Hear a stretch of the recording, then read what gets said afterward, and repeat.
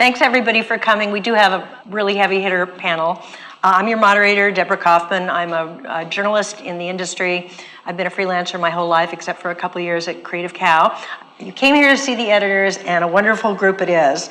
Farthest from my right is Richard Halsey, who's editor of Rocky and Scissorhands. Next to him, we have Norman Holland, who is editor of Heathers and Wild Plum. Next to him is Glenn Morgan, editor of Project Runway, Under the Gun, RoboCop 2. And finally, Tina Hirsch, editor of Gremlins and Dante's Peak. So I thought one good way to start it off would be really interesting to find out from all of them what was their path. Was there one straight path to becoming an editor, or did they get there in a windy, twisty way? Do you want to start, Tina? I always say it was an arranged marriage. Unlike most people I know, I didn't fall in love with movies as a little kid. I mean, I loved movies, but I mean, I wasn't a fan, or I didn't study it. But I remember my mother telling me that this girl that I grew up with had become a freelance film editor. I had no idea what that was. I didn't even know films were edited. But the minute I heard those words, freelance film editor, I said, well, that's for me. That's what I want to do. And I knew somebody who was working at a trailer company. And so I went to the head of the company and I said, I'd really love to work here for nothing, just to learn. Oh no, I just laid off 10 people. I can't possibly have you come and work here. You know, they had no word internship. That's what I wanted, was an internship. And finally, after about 20 minutes, he said yes. And so I hung out there and learned how to splice and thread a moviola, because in New York, moviolas had arms. And then all of a sudden I heard this editor from California was in the back working on a Robert Downey Sr. film. And I thought, oh, California, they know how to make movies there.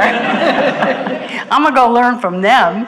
And I was lucky because his assistant, you know, once she taught me how to do stuff, she'd go off, go shopping, and I'd get to do it.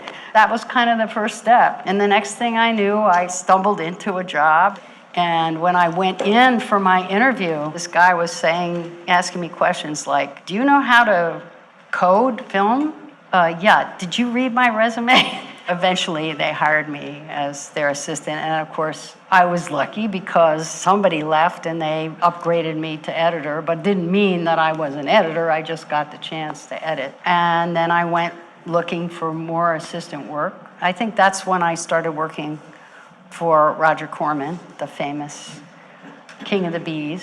The first film I did was called Macon County Line. Was that a Roger Corman? No, it was AIP, which was the other B-movie place at the time. I didn't know what I was doing. I'd never really cut a whole film before. I can look at it today and say, well, it's a little slowly paced by today's standards. So you've taken us up to your first feature film. Yeah, so that was it, and that got me to Roger, and that was the beginning of everything. Glenn, what was your path? I'm from Tennessee. I got a film degree from the University of Tennessee, which does not have a film department. But I was in a special kind of make your own, figure out your own program called College Scholars that actually worked out great. I want to say I was inspired in college watching some of Tina's early films like Death Race 2000. Saw several of her films first run at the local drive-in while I was in college. Came out here and got work as an assistant editor, mostly in commercials, and then was trying to work my way up to editors, doing the kind of low-end editing jobs that real editors don't want to take. And one of those was for a music video for an unknown artist that was Borderline by Madonna. So that was a lucky first music video to do. No kidding. So that was sort of what launched me into being a full-time editor. And then the director, Mary Lambert, of a bunch of videos I did, and also a guy who shot some of the videos, both got feature directing deals in the next couple of years. That's how I got started doing features. And I did several features, low to mid budget. Early 90s, that just kind of dried up. I say the middle fell out of that world. It was either I wasn't qualified to do studio pictures, and then everything else was super low budget. And so I got a call from a friend to work on this TV show called The Real World, which was in its third season. And that that was just talking about how your career goes. That was like a complete, total change of career because I was working with completely different people in the TV world where there was lots of work for editors. About 10 years ago, I got the opportunity to go and produce on a motorcycle-related TV show because I'm into motorcycles. So I did that for a few years. When that was done, I ended up going back to work as a freelance editor and then got a call to go back to Buena Murray and be the post-producer. Post-producer in our terms is sort of like, I'm sort of have creative oversight of the editing, deal with all the editors and liaison between all the other people. There's a post-production supervisor who does all the nuts and bolts part of it at Alpha Dogs. Then I sort of oversee the creative side of editing. Then in a couple of weeks, I'm going back to editing on another show, so I really enjoy going back and forth between post-producing and editing because it's completely different. Say one is kind of a vacation from the other. Very interesting. Thank you. Norman. Yeah, so I'll start off by saying that most of how I came up, there's no resemblance to what you're going to be going through. So I did very much like what Tina was talking about, using arcane words like ink code numbers and upright moviolas. Yeah, just I heard one fan of ink code numbers. You're crazy. Two-frame trims, all of that stuff which doesn't exist today. Apprenticeships really don't exist today. My main job right now is I run the editing department at the USC Film School. I worked as apprentice, as a music editor in commercials, in music videos, in television, in features, and all of the above, you name it. And I did, and I think that that's what helped me progress from one job to the next because there was very little that someone could say, did you do this? And I would say no. Did you study film in school or No, I studied theater actually. Stony Brook University, no film school there. I couldn't get a film degree there. So I made as many flippant films as I could for the professors that would let me do that. And when they wouldn't let me do it, I convinced them to let me do it. So I was doing a ton of stuff regardless of whether it was set up for me or not. And that was just the case as I moved out into the industry too. And also just don't be an asshole, right? So, Richard, how did you create your career as an editor? Where did you start? How fast can I give it to you? Let's see. Went to Hollywood High with Sally Kellerman, John Philip Law. I mean, what else are you going to do in Hollywood but get in the film business, right? Yeah, but why editing? Messenger boy at Warner Brothers. Got into the editing department. Music editing, 20th Century Fox music editing with great people. It's pretty boring. You want to really hear the rest of this? no, let's move on. I mean, Were you in a studio most of the time? Did you freelance? What have you done? All that? All the above? yeah. Became a television editor at a very early age. Went into the Army, came out of the Army, came back, edited on a television series, Peyton Place. The editor died, so I got the job. Note to self. And by the way, the decision for me to get the job was made by the head of the studio. Paul Monash was the executive producer of Peyton Place. He was a tennis player. I was a tennis player. The post supervisor was a tennis player. That's how I got the job to begin with. True. So I became an editor in television. After that ended, I wanted to become a feature editor. I wrote a letter to Ralph Winters. This guy cut Ben-Hur. I mean, who else could you look up to? 2 weeks after I wrote the letter to him, I interviewed with him. He got me a job on Hal Ashby's first picture called The Landlord. Okay, so I'm working on The Landlord. The editor's not editing any of the film. I'm going, what's going on? He's doing sound effects on another movie. He says, by the way, if you want to edit a few scenes, go ahead. So I did. Hal came back from location, said, hey, there's going to be another editor on the movie. I go in, I said, I want this job so bad I'm practically crying in front of Hal Ashby. You know who he is as a director? Okay, Bound for Glory, all these other pictures. He was an editor. Yeah, he won the Academy Award. I said, that's what I want to do. I want to win the Academy Award. So I go in and I bleed my heart out of Ashby. No, didn't get it. Heartbroken, I quit the job. What can I say? Then I went on and got another job as an assistant on 5 Easy Pieces with Jack Nicholson. Cut half the picture, never took credit.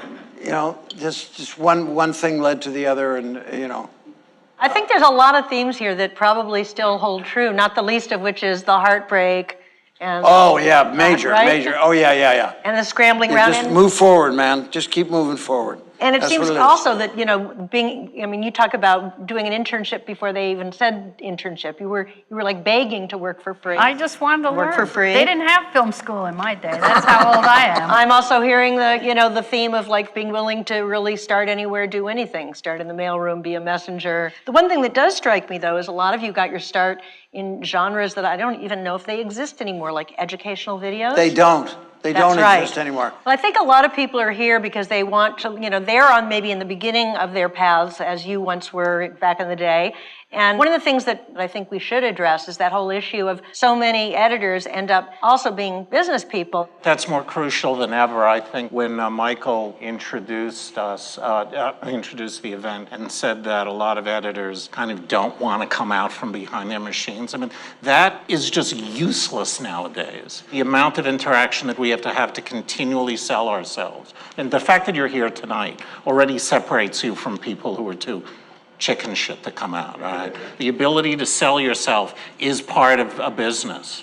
And not just keeping track of the dollars and cents, but keeping track of what your career path might be and being aggressive and tenacious about Well, they don't teach you that in school, though. If you Oh, go to they film do. school. They do. Do they teach it at USC? In my class, we do. Yeah. That's right.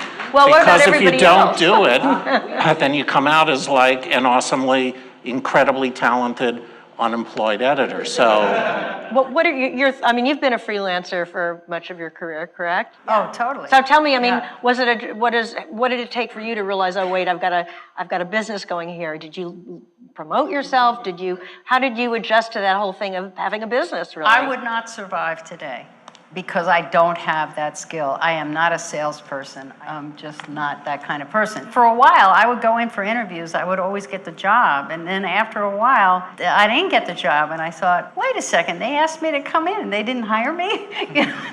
So in other words, for you, believe it's become a lot more competitive then? It's much more competitive now. I think it's true that the best thing you can do for yourself is to learn how to sell yourself. Because it used to be you only had to do that as like a director or maybe a producer trying to put a package together. But now you need to do it as an editor as well. I will tell you how I have survived, and that is not spending money. I always save because I always wanted my vacations. I was exhausted after I finished a film, and I wanted to have at least a month to go somewhere else and be a completely different person.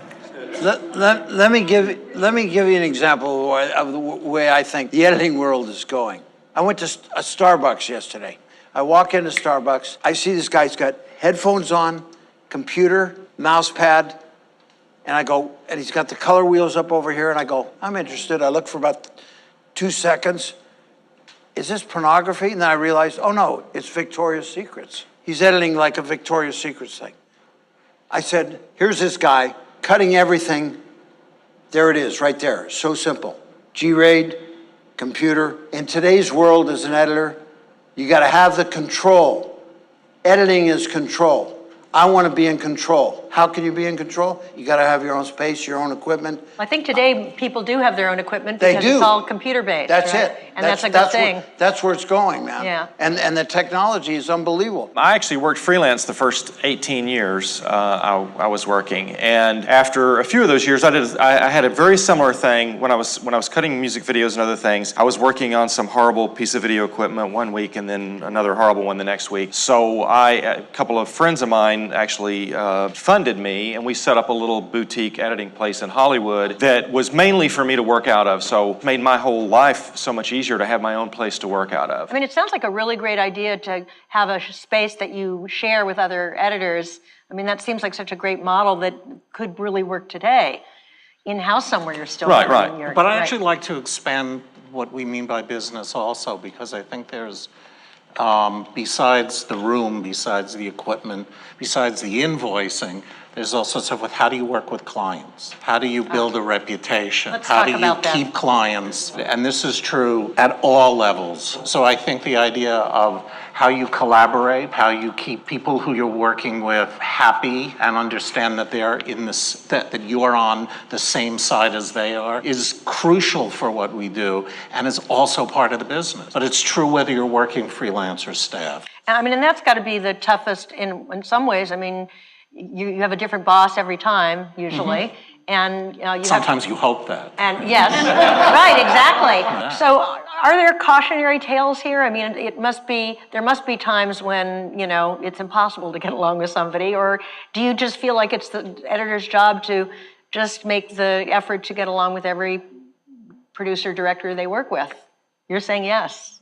Yeah, I had always had a rule, which was, I'll say it once. If you don't like it, I'm not a nag. I refuse. I'm not going to fight for it. It's your movie. You can't see the brilliance of my idea. That's your problem. But then didn't you get the feeling of, that the movie was turning into something that you couldn't be proud of, or? It's really funny how after a while you can do what they want you to do that's not such a good idea and still save it somehow. I was working with a director one time who I got along with okay, not one of my favorite relationships. And I had been hired by the producer, not by the director. And there was one time when we were kind of going back and forth, and he said to me, Glenn, I want to know, are you working for me or are you working for the producer? And I said, I'm working for the film. That's right. Every decision I make is for the film. If I like his idea, I'll do that. But it's like, I don't care whose idea it is. I just want what's best for the film. Did he accept that? Yeah. No, I think he was impressed with that. So in other words, that's the right answer. Remember that answer. It is. Well, I figure I have like 10 weeks in the director's cut on a feature to make sure that the director knows that I'm on the side of the film and I'm working with them on it. And then when the producers start coming in after that, then if I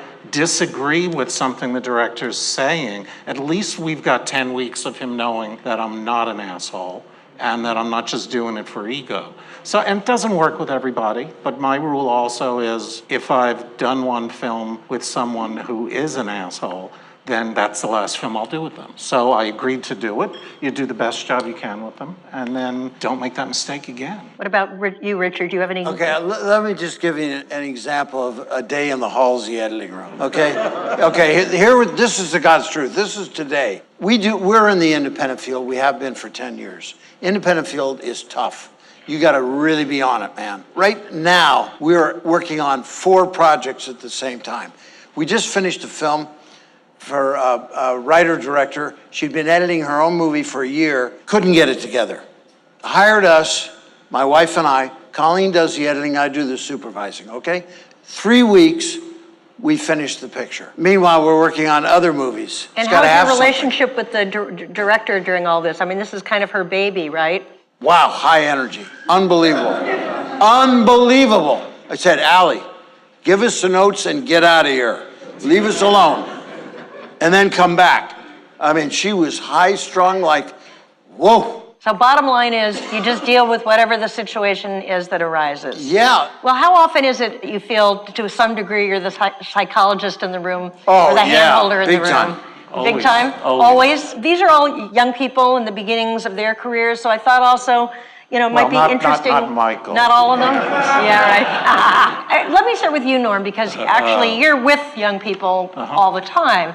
What advice do you give them? What do you encourage them to do? I think that most of our paths are not valid at all now. There's so much out there that has nothing to do with the studio system. I mean, the networks, business models, studios, they're dead. They just don't know it yet. So I think it's going to take a while for them to catch up with the new business model, in my opinion. And in the new business model being? Well, I think the new business model is making 4 films at one time.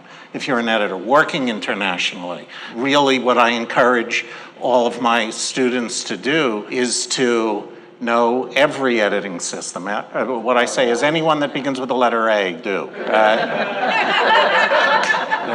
But I do think that they need to know all of that stuff. They need to be comfortable with, be able to work, find work in places that never existed before. When the system now is shattered, so you really have to be very creative and innovative about the way you sell yourself, meet people, convince people that you know what you're doing. The last 3 films I've cut, I haven't been in the same continent or city as the director. So I think that requires different ways of saying, I understand the kind of movie you want to make. And yet there are still people cutting movies, there's still people cutting TV shows, reality TV, so those jobs still exist. Ask me that question in 5 years, right? You think they're not going to exist, right? I think that there will be a lot fewer of them, and there's going to be the people up here who are doing those films, but the bulk of my students are either going to be assistant on those things, or they're going to be editors on web series, music videos, much smaller stuff that they'll band together with people and do. After the break, when we get to Q&A, we're going to talk a little bit about the economics of the web and what this means for their careers. But what would you say to a young upcoming editor? What would your advice be? The way I came up by being an assistant, but I think it's, for me anyway, it was the only way it could have worked. I could not have been an entrepreneur. I could not have. But you weren't. You were a freelancer. Yeah. That But I means you mean- were constantly selling yourself. That's entrepreneurship. Was it more relationships then than it is now? I mean, if you were an assistant for an editor, that editor would take you with him, right? You come into the Halsey editing room, we train you. We give them a lot of So responsibility. are you training young people to be editors? Oh, yeah, all the time. Yeah, they last like 2-3 pictures, and then we get them in the union, and they're gone. So how do you find these? How do you find? Oh, Jenny at Ace. Jenny at Ace or somebody else recommends see. somebody else. You're a good person to know if you want to move your career Yeah, up there. we are, because Everybody take note. It's a hand-me-down craft on a certain level. I was going to say something about relationships too. It's really about a working relationship. I think it's great. You guys come here and we'll meet you, and meeting people like this and going to networking groups is fine.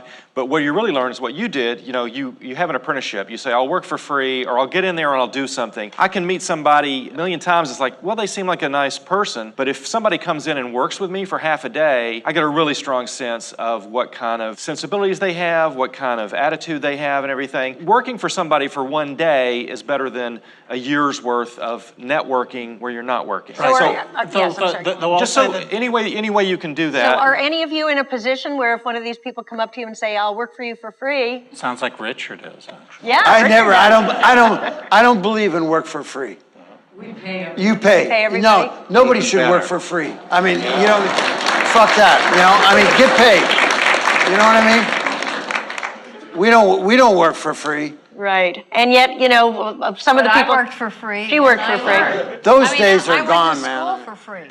That's how I look at it. I think that's a great idea, and I think that fits into what you were saying about tenacity, not taking no for an answer, really just hanging in there. And I think when I started, there was actual in the union apprenticeships. That's gone. Yeah, that's Right. right. Yeah. And in fact, We're trying on to get some it back. films I've worked on, my assistant comes in at night and I'm there during the day. So that so much of that has changed. the nonlinear editing changed everything, of course. Absolutely, the digital movement around, like you say, you can work from coffee shops. So where's the assistant there? Well, your So job as an assistant is totally different, what too. my feeling is, and this is what I committed to when I went to USC, is I believe that the new apprentice programs are in the universities or in the colleges, where you build those relationships, where you work with someone right next to you, and you do that for 4 years. And by the end of that, they have exactly what you're talking about. But it's so much harder to do on most levels in the industry nowadays that it's got to have this as well. Well, we do have a lot of questions coming up. We're half an hour break. We'll be back in a half an hour for your questions. Thank you.